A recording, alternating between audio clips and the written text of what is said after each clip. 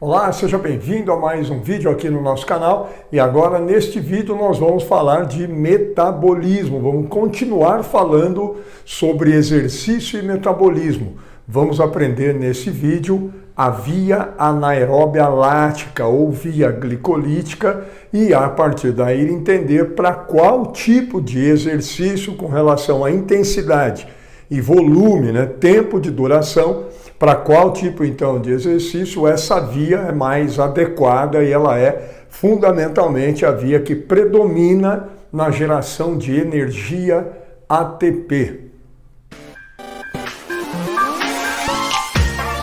Pessoal, vamos lá então. Vamos agora conhecer a via glicolítica ou via anaeróbia lática. Só lembrando, antes de eu começar a falar dessa via, para quem ainda tem alguma dúvida em relação ao metabolismo, não assista a aula dessa via sem assistir a primeira via de fornecimento de energia, que tem aqui no nosso canal, que é a via do ATP-CP, ou via anaeróbia alática. Fica muito mais fácil compreender essa via e a lógica depois, que é o mais importante, não é a bioquímica dela. Eu deixei aqui um esquema da via, vou falar sobre isso, mas o mais importante não é a gente saber cada uma das reações para esse momento aqui, é entender a lógica de atuação, de funcionamento dessa via de ressíntese de ATP para o exercício. Então é aí que nós entendemos a lógica e é isso que eu quero discutir aqui com vocês. Só lembrando, antes de falar da via, o que nós estamos falando aqui é de ressíntese de ATP. Eu começo um exercício, o ATP vai ser quebrado e sobra aqui quem? ADP mais fosfato inorgânico, a energia que eu queria. Lembra, a energia do ATP é usada lá na ponte cruzada para tracionar a ponte. Ela energizada traciona, a ponte cruzada traciona o filamento de actina e nós temos a contração. Só que agora eu vou acabando com o ATP, porque eu comecei o exercício e estou usando ele porque eu quero a energia dele, lá na ponte cruzada. Aí começa, a gente usa a primeira via nos primeiros segundos, primordialmente, ou preferencialmente a primeira via. Dá uma olhada nela, por favor. Mas o que eu preciso agora, a todo momento? Eu preciso que aconteça ali no músculo reações químicas que me liberem, por algum caminho, me liberem energia. Para que a energia? Não é para contração. A única energia para contração é aquela vinda da quebra do ATP. Por quê? Porque o ATP, tão logo ele é ressintetizado, ele é atraído para a ponte cruzada da miosina. E isso promove o desacoplamento da ponte, do complexo actomiosínico, reengatilha, acopla, se tiver energia, porque é quebrado aqui o ATP por aquela miosina ATPase, agora a energia traciona. Tem que chegar uma nova molécula de ATP para desacoplar e garantir a sequência de trabalho das pontes cruzadas. Vejam que quanto mais rápido o ATP for ressintetizado, o trabalho das pontes é mais rápido e a minha contração também é. Do que depende isso, Cássio, essa ressíntese? Preciso de energia para juntar aqui o ADP e o fosfato. Lá na primeira via, a energia é vinda da quebra da fosfocreatina, que fica a creatina mais o fosfato e essa energia. Agora, o meu estoque de fosfocreatina está acabando, 6, 7, 8, 10, 12, 15 segundos, o estoque de fosfocreatina vai acabando e o músculo precisa encontrar um outro caminho metabólico, uma outra via, uma outra fonte para continuar obtendo energia para poder ressintetizar o seu ATP e continuar a promover. Aí o ATP ressintetizado é atraído para a ponte, desacopla, reengatilha, tem energia, traciona e eu tenho a contração acontecendo e o exercício sendo mantido. De onde o músculo vai agora buscar essa energia? Agora ele vai buscar a energia da molécula de glicose. Tem energia na molécula de glicose? Tem, nós sabemos, tem energia na glicose, tem energia na gordura, no ácido graxo, que tem vídeo aqui falando também sobre o metabolismo de glicose na via aeróbia, de gordura, de proteínas, está tudo aqui para a gente, está tudo aí para vocês. Então agora o músculo vai extrair a energia para poder juntar de novo o ADP com fosfato da molécula de glicose. E aí ele vai submeter a glicose a uma série de reações, eu vou passar por elas rapidinho, não é isso o mais importante.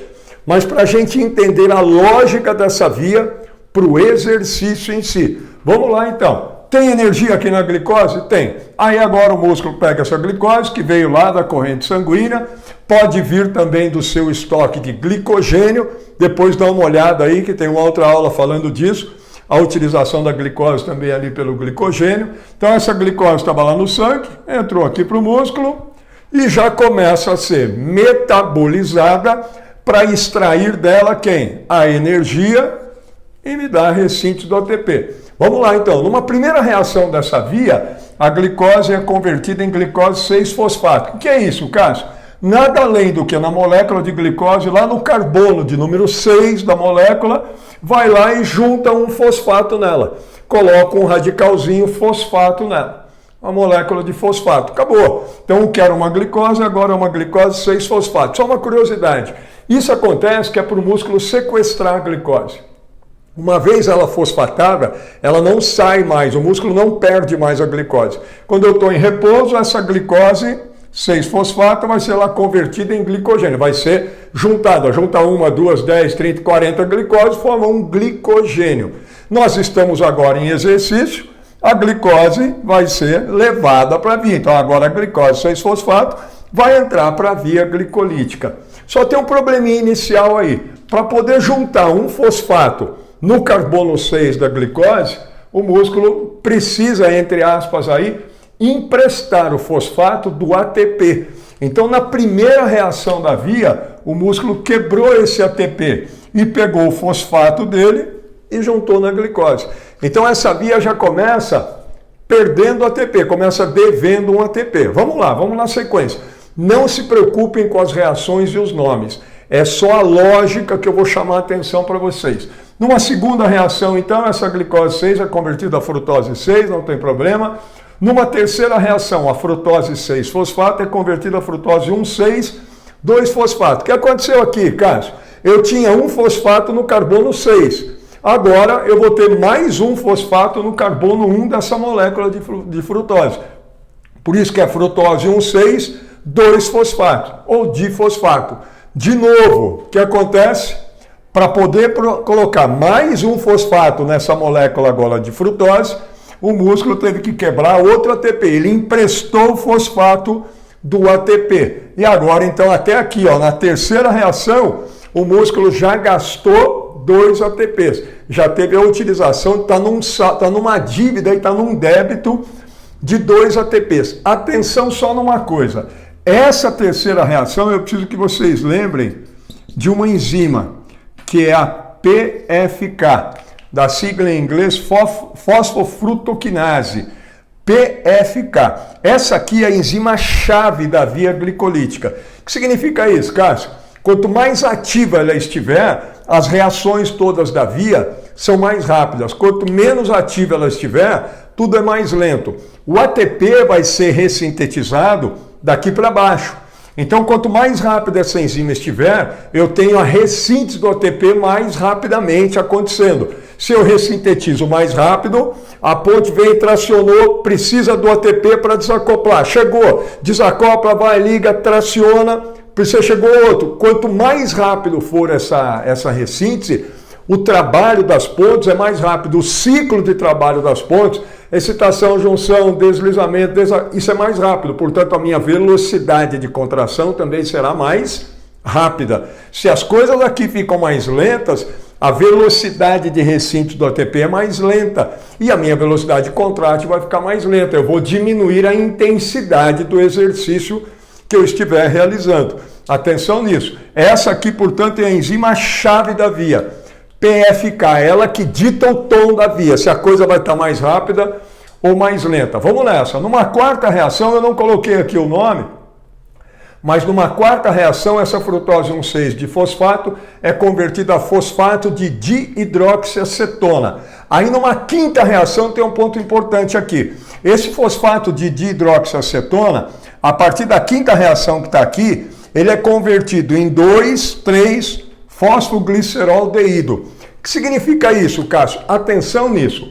A partir da quinta reação da via, tudo é duplicado. O que antes era uma glicose, chegou aqui a 1 como 1, fosfato de dihidroxiacetona, a partir de agora é como se eu estivesse pegando a glicose, essa molécula de fosfato de dihidroxiacetona, e dividindo ela em duas. Por isso vai aparecer um 2 aqui na frente. Então, a partir de agora, eu tenho 2 compostos. Tudo que acontece agora acontece de forma duplicada do ponto de vista de reações. Então, agora, numa quinta reação, esse fosfato de dihidroxiacetona é convertido a 2,3-fosfogliceroldeído. Depois, nessa quinta reação, o que acontece aqui é a liberação... Desculpa, volta aqui, na quinta não. Aí, numa sexta reação, esse 2,3-fosfogliceroldeído é convertido a 2,1,3-difosfoglicerato. Essa eu coloquei aqui como 2,1,3-DPG, difosfoglicerato. Nessa sexta reação, que foi a conversão desse cara, nesse outro aqui, nós tivemos a liberação de 2 hidrogênios. Como é tudo duplicado, 2 de um lado, 2 do outro. Então, nós liberamos aqui 2 pares de hidrogênios, que vão ser pegos pelo NAD, e vai formar o NADH mais H+, que depois nós vamos ver o que vai acontecer com ele. Só lembra que teve aqui a liberação de 2 hidrogênios, para cada lado, portanto, 2 pares de hidrogênio. Vamos em frente. Numa sétima reação agora, esse 2,1,3-difosfoglicerato é convertido a 2,3-ácido fosfoglicérico. Não se preocupa com os nomes, mas aqui tem uma coisa importantíssima para nós. Nessa sétima reação, converter o 2,1,3-DPG em 2,3-ácido fosfoglicérico, nessa reação libera um pouco de energia. Converter esse composto nesse outro liberou energia. Para que vai servir? A energia que era uma energia que estava onde, Cássio? Na molécula de glicose. Foram 7 reações para o músculo liberar um pouco dessa energia que está lá armazenada na molécula de glicose. Para que serviu? Para juntar o ADP e o fosfato inorgânico, e nessa reação nós temos, portanto, a ressíntese de 2 ATPs, porque aqui é dobrado, duplicado, são 2 compostos. Então, sétima reação, 2 ATPs. Vejam, a primeira via do ATP-CP, é uma única reação para já quebra a fosfocreatina, libera energia, ressintetiza o ATP. Lá as coisas são mais rápidas. Aqui, olha, levou 7 reações para ressíntese dos primeiros, para liberar energia para eu poder ressintetizar. Vocês acham que essa via, as coisas são um pouco menos rápidas do que a primeira? Sim, e isso vai interferir com a velocidade de contração nessa via e, consequentemente, com a intensidade do exercício. Já vou chegar lá, fica aí, não sai do vídeo não. Vamos nessa. Então, sétima reação, ressíntese de 2 ATPs. Aí na oitava reação, esse 2,3-ácido fosfoglicérico está aqui, ó. Puxei para cá. Ele é convertido a 2,2-ácido fosfoglicérico, tá tudo bem.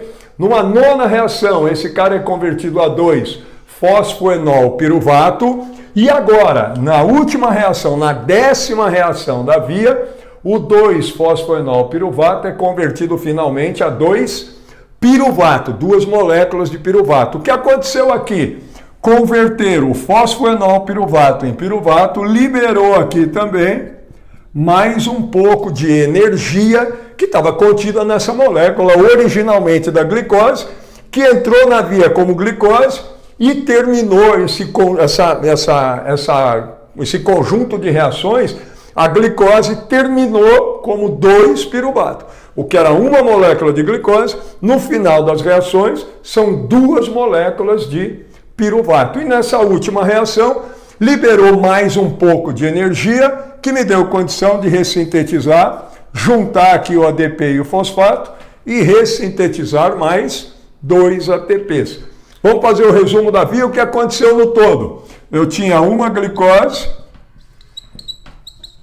ela foi convertida a 2-piruvato. No meio do caminho disso, o que nós tivemos?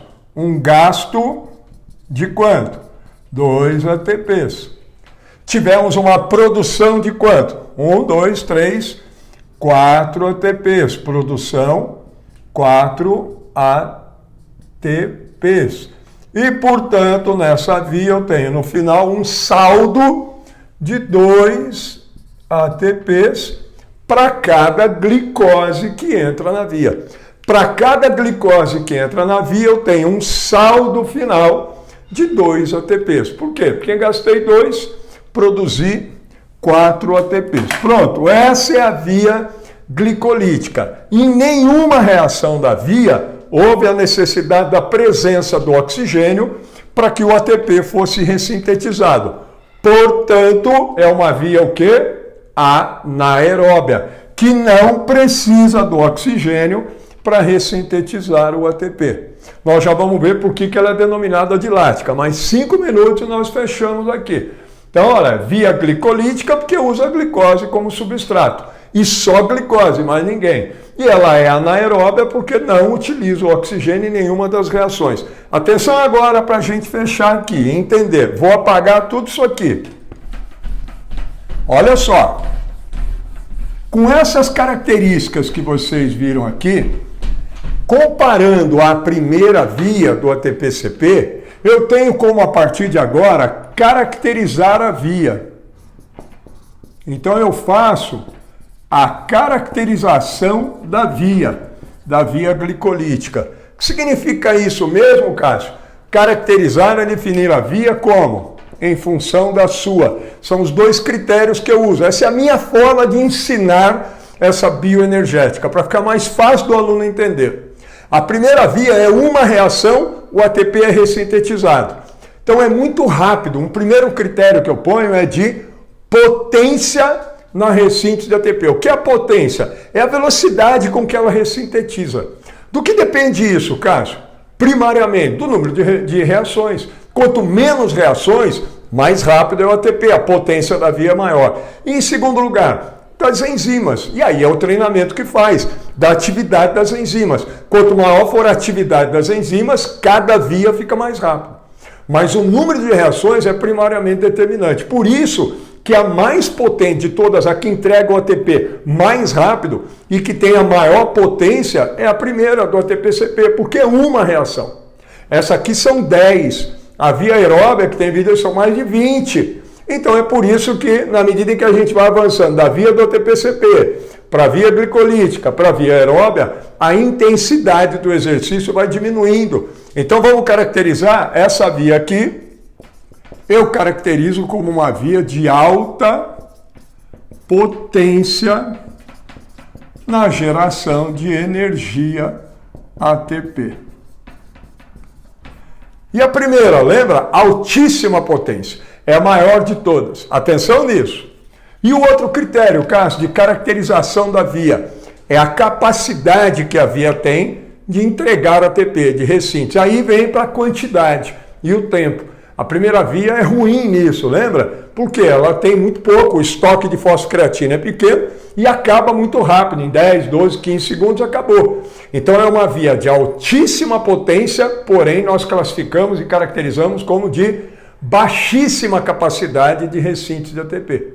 E essa aqui? Bom, uma molécula de glicose me dá um saldo final de 2. Ainda ressintetiza 4, mas me dá um saldo de 2. É bem melhor que a primeira, mas ainda assim não é grande coisa. A via aeróbia tem vídeo aí de uma glicose, ela entrega 36 a 39 ATPs, né? Faz a ressíntese disso. Portanto, nós vamos classificar essa via como uma via de baixa capacidade na geração ou na ressíntese de ATP. A primeira baixíssima, essa aqui baixa. E a via aeróbia é uma via de média para alta capacidade. Dá uma olhada no vídeo lá também. Olha agora que bacana. Com essas características, por isso que eu pedi para vocês assistirem antes o primeiro vídeo, da primeira via, né, do ATP-CP.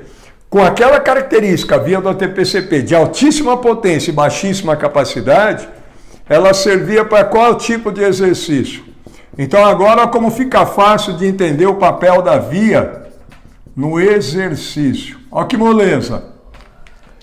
Com essa a característica de potência da via determina a intensidade do exercício. E a característica de capacidade da via determina o tempo que eu vou ficar no exercício a partir dessa via. É assim que fica mais fácil de entender. Então, olha aí, ó, para que tipo de exercício essa via serve?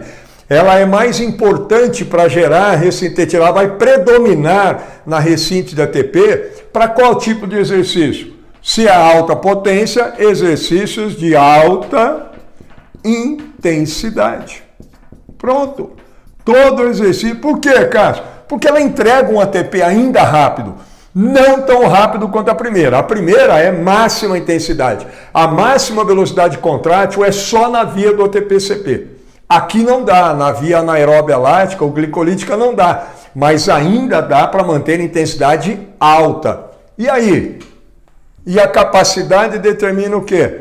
O tempo, o volume, a duração. Se a capacidade é baixa, vai servir para exercício o quê? De curta duração. Lembra a primeira? A capacidade é baixíssima. Serve para que tipo de exercício? Curtíssima duração. 2, 3, 4, 5, até 10, 15 segundos. Curta quanto, Cássio? Aproximadamente 30 a 90 segundos. Olha que bacana.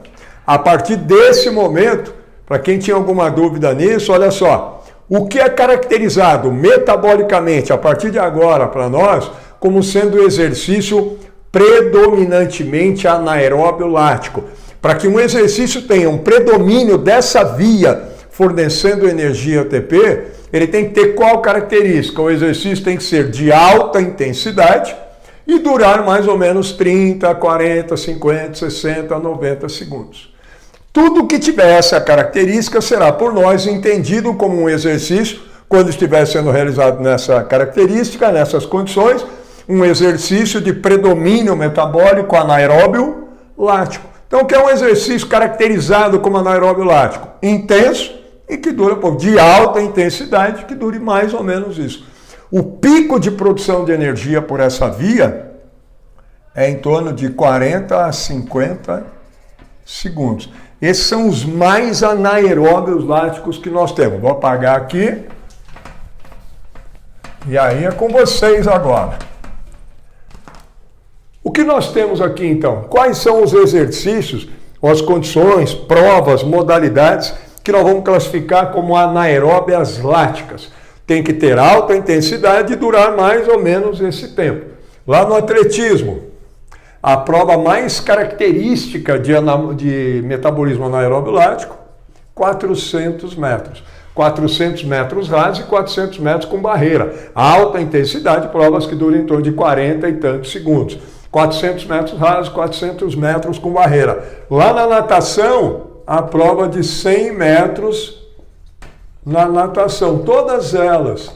100 metros nado livre, 50 e poucos segundos, 100 metros nado peito, são provas de alta intensidade e que tem essa duração. Vejam que interessante. A prova, por exemplo, de 100 metros nado livre na natação, metabolicamente, ela se equivale à prova de 400 metros raso com barreira no atletismo. Metabolicamente, elas são a mesma coisa. Obviamente, nós estamos em movimentos, em habilidades, né, em exercícios diferentes. Uma coisa é nadar, outra é correr. Mas metabolicamente, elas se equivalem. O que mais, Cássio? Tem algumas ações nos jogos, principalmente jogos de campo, futebol, que o pessoal dura ainda, mantém uma intensidade alta por algo em torno de 30 a 40 segundos, mas não é o predomínio em si. Então aí, no atletismo, na natação e lá na musculação, as séries de musculação. Séries de hipertrofia lá na musculação, séries de resistência de força, então séries lá na musculação. E tem vídeo aí falando disso, dá uma olhada no vídeo mostrando a fadiga na musculação, o que acontece nas séries, a importância aqui da acidose. Olha aí, ó, séries de musculação. Tem alta intensidade, principalmente as de hipertrofia, 9, 8, 10, 11, 12, 13 repetições, o tempo é mais ou menos esse. Tudo isso aqui é anaeróbio lático. Qual a característica central de um exercício? Vou apagar aqui então agora, tá? Qual a característica central do exercício anaeróbio lático? Ele gera uma sensação de ardência, de queimação, uma dor de ardência, dor de queimação. O que é isso, Cássio? Não tem nada a ver com ácido lático. Tem um vídeo aí mostrando isso. O músculo não produz ácido lático. Nós produzimos, já vou falar agora em 2 minutos. O músculo produz lactato. Essa sensação de ardência, de queimação, é por conta do aumento da concentração ali no músculo de hidrogênio.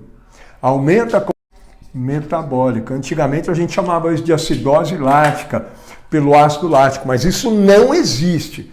Tá? Então essa sensação de ardência, de queimação, é por conta do acúmulo de hidrogênio. Que vem de onde? Da própria quebra do ATP. Conforme nós estamos lá quebrando o ATP para gerar energia, o ADP vai sobrar mais o fosfato e também vai produzir hidrogênio.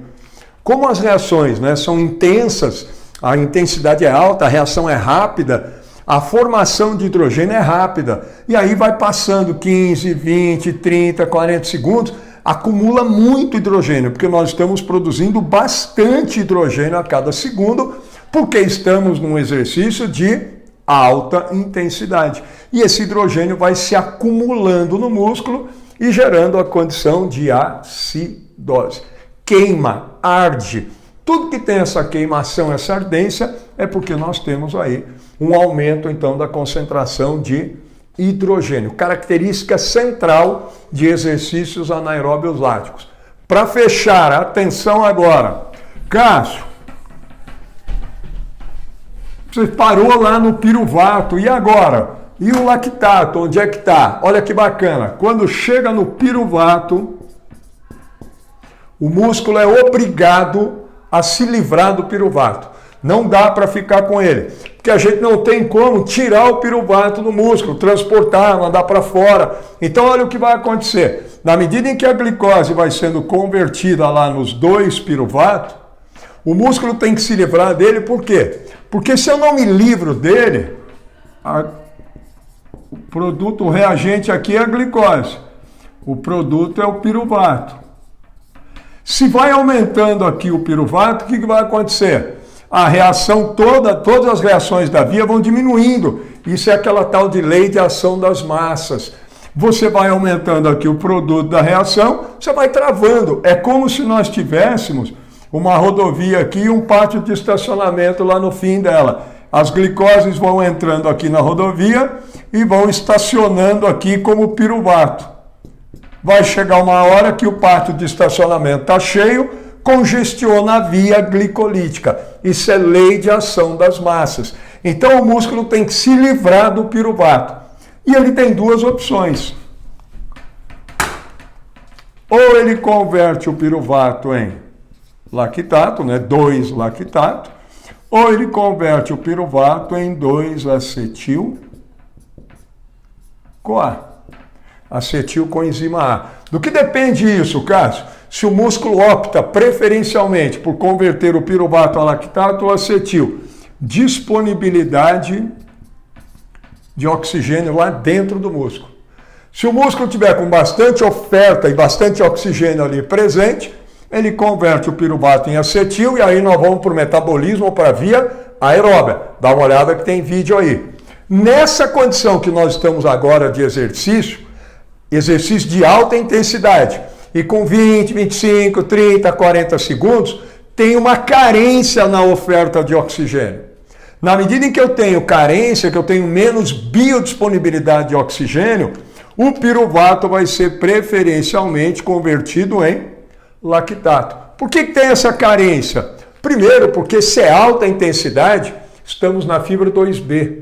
E a fibra 2B ou 2X tem baixa capilarização e baixa capacidade de aproveitamento de oxigênio. Ela é mais pobre em mitocôndria, mas chega menos oxigênio para ela, porque ela é menos capilarizada do que a fibra do tipo 1 ou a 2A. Sempre que você tiver em alta intensidade, já vai ter essa condição de baixa oferta de oxigênio, porque nessas condições nós recrutamos fibra 2B. Tudo bem? Então esse é um ponto. E segundo é que como está ainda no começo do exercício, 20, 30, 40 segundos, a vasodilatação periférica lá nos músculos ainda está acontecendo, ela demora um pouco, ela não é imediata. Então demora para ter a vasodilatação e, portanto, para chegar mais sangue e oxigênio para o músculo. Nessas condições de exercício, sempre teremos carência na oferta de oxigênio. Então vai usar a via glicolítica. E aí os 2 piruvatos são convertidos a 2-lactato, pela ação de uma enzima que é a LDH, lactato desidrogenase, LDH, a segunda enzima mais importante da via, PFK e lactato desidrogenase. Quanto mais rápido ela fizer essa conversão do piruvato a lactato, o que acontece? As reações todas da via andam mais rápido. Por quê? Anda mais rápido por quê? Porque na medida em que aqui está convertendo mais rápido, eu estou me livrando mais rápido do piruvato, eu libero a via, as reações são mais rápidas.